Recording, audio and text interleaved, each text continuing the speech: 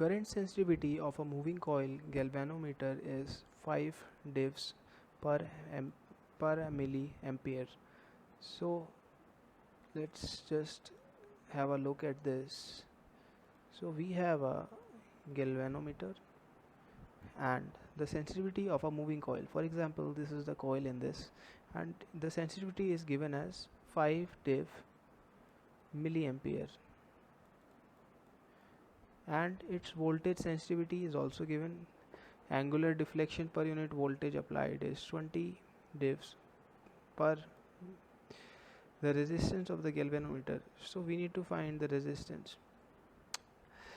Basically, resistance have a simple formula, that is V is equal to IR.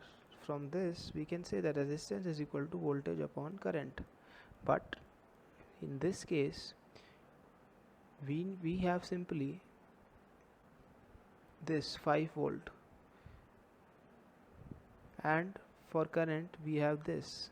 If we look it closer, this is 20 divs per volt, so we need to convert this into volt. So let's see, that is, it will be 20 cross 10 to the power minus 3 and into 5.